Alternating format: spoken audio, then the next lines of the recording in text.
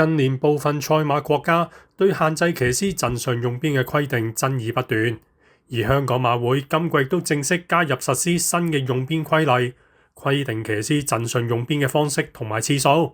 因應新例，競馬專訪咗競賽小組首席受薪董事方顯韜先生。Mark, how did we get to this point?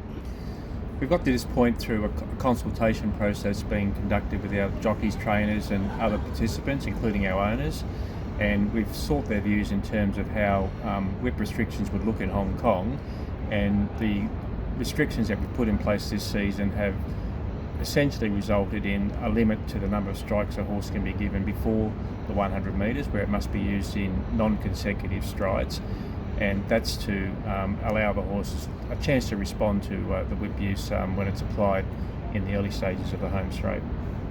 So the attempt here is to rub out misuse of the whip or to lower the use of the whip?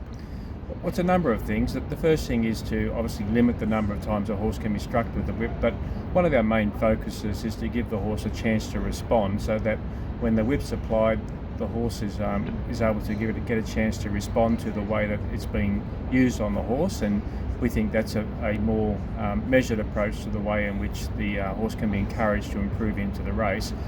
Once the field gets to the 100 metres and the horse is in a position where it's in contention, well, then the whip can be used at the rider's discretion, where the rider can apply it in consecutive strides, but we want to ensure that it's only in circumstances where the horse is responding to the jockey's efforts, and also it's in a chance of running in the placings. So the stewards have always had in their power to punish misuse of the whip. We've seen over the years regular fines for jockeys. Why was that rule not sufficient?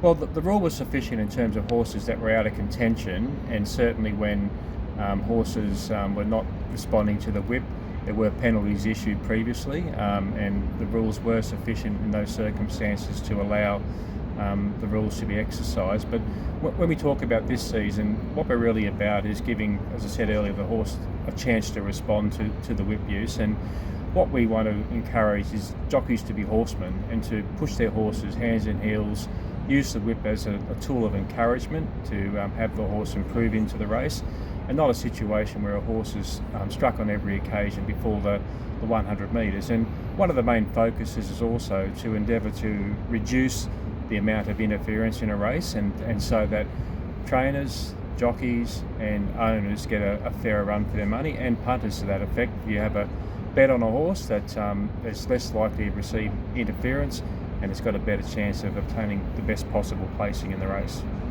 How has the change been accepted by the jockeys in particular? Look, generally there's been a really good adaptation from the jockeys. We're certainly satisfied after 12 or 13 meetings this season where the jockeys have certainly adapted to the requirements. We are seeing less interference in races, which was one of the real focuses of the new whip rule, and I think those two things alone have been very pleasing. But going forward, I'm sure we'll see better compliance with our riders in terms of once it becomes more ingrained into the way in which we operate in Hong Kong. I'm sure that it'll become like second nature to most of our jockeys, as it has done in other parts of the world, and so we are very confident that there'll be a short transition period, which we're in now, but going forward, we'll certainly we would expect to see better compliance with the provisions of the rule. So far in the stewards' reports this season, we've seen a lot of mentions of how jockeys are using the whip, reprimands and warnings.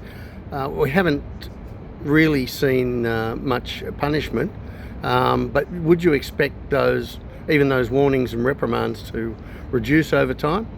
Look, we're hopeful that they would be, and as we said at the start of the introduction of the rule, that there would be a soft approach particularly with the minor offences. So for riders that only breach the rules to a minor extent, 1 to 2 additional strikes with the whip. But when we talk about situations where we have major breaches of the rules, well, that will obviously be dealt with a penalty. But we've been very pleased with the response from the jockeys, and look, eventually it will come to a point where there will be penalties issued as the season progresses. But at this point in time, our focus has really been on education for jockeys who commit minor breaches of the rules, and penalties have really been saved for situations where we might have a rider who breaches the rules with a number of consecutive strikes before the 100 metres. So, Mark, you're in a good position to be introducing this to Hong Kong because you were there for the introduction of whip rules in Australia. There were a certain number of bogey areas, I could put it like that, when that happened in Australia, including people worried about the possibility of protests and horses losing races due to whip use from the jockeys. Do you foresee that happening in Hong Kong? Look, that's certainly not part of our focus in Hong Kong. I mean, one of the advantages of introducing the whip rules at this point in time has been we've been able to look at the lessons learnt in other jurisdictions in terms of whether it's counting number of strikes, which we've gone away from, or introducing a protest objection provision. And we certainly are of the view that those two aspects of rules in other jurisdictions around the world are not really conducive with racing in Hong Kong, and for those reasons we haven't introduced a protest objection provision.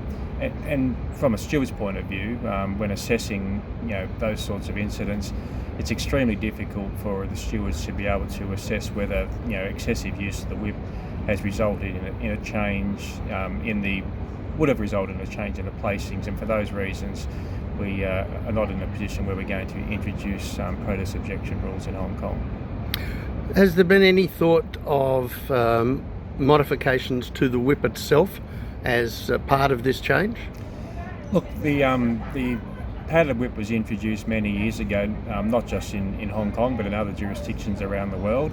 It's a closed cell foam that has a shock absorbing capabilities, and we're not seeing horses being marked with the use of this whip, and as they were many years ago when the leather flap whip was being used. So that change has been one of the most significant and important changes with the whip use globally, and I think it's certainly fit for purpose. As I said, we're not seeing horses being marked with a whip as they previously were, and particularly with now having a situation where horses can't be struck in consecutive strides. I think the whip that we have in place now is the right mix in terms of encouraging a horse to do its best to win a race. And just with reference to the introduction of the new rules, was there a particular incident which inspired this, or was this just the Jockey Club falling into line with other jurisdictions? I think it's just been a natural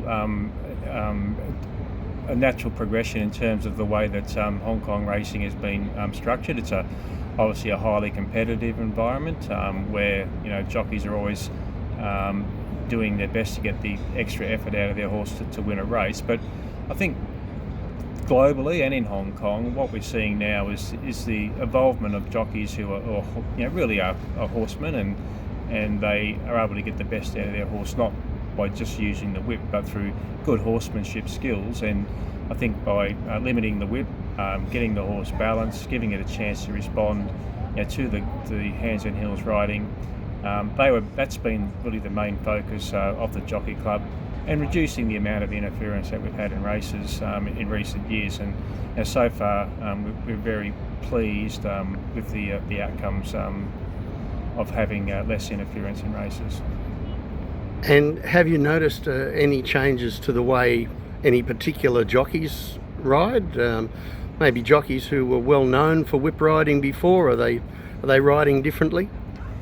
I don't think they're riding differently. I think they're riding better. I think that jockeys are giving their horses a chance to respond. They are more balanced, the horses are more balanced, and the horses are building up their momentum in the early stages of the straight, as opposed to being placed at their top as they enter the home straight. And I think that's been one of the pleasing aspects of the changes we've seen in Hong Kong, where horses are given the opportunity to respond, and certainly are in a position where rather than being at their top at the 300 when the whip's been applied in consecutive occasions, that they are building and finishing their races off strongly. Do you foresee further changes ahead to the whip rules? Look, we're only in the early stages of the changes here in Hong Kong now. We've run, as I said, 12 or 13 meetings this season, and we always are reviewing not only our whip rules but our rules in general at the conclusion of each season, and that's a process we'll go through as we get towards meeting number 88 of this season, where we'll review how the changes have been accepted, how the changes have worked, and if there are modifications, well, they're things that we can look at for the future. But at this point in time, our focus is on getting the current provisions embedded within the culture of Hong Kong racing, and let's see what the future holds after that. 聽完競賽小組首席受薪董事方顯韜嘅解釋之後，馬迷對於新用鞭規例係唔係因而了解多咗，抑或覺得應該要因馬而異？例如田泰安加樂龍駒事件，如果沿用新嘅規例，呢場頭馬又係唔係仍然都係佢贏呢？早前泥地野賽，布文策騎星火燎原，賽後被譴責喺接近200米處對坐騎連續邁出2步時候連續用鞭。如果唔係咁，呢條馬頸位佢又仲保唔保得住呢？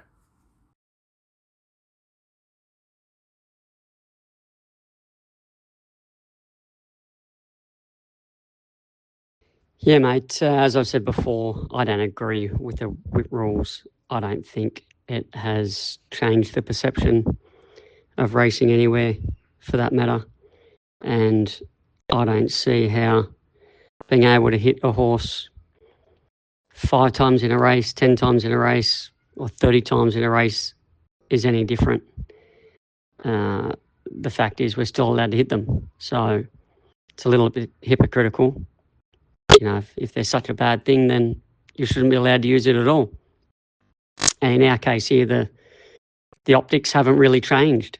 It's, if you're watching the races, it still looks the same. So I don't think it served a purpose at all. And I don't think it will in racing. I think we should be strong enough to stand up to these bodies and make our own rules and play our own game without being guided and pushed into a corner by people that are not interested in our sport anyway.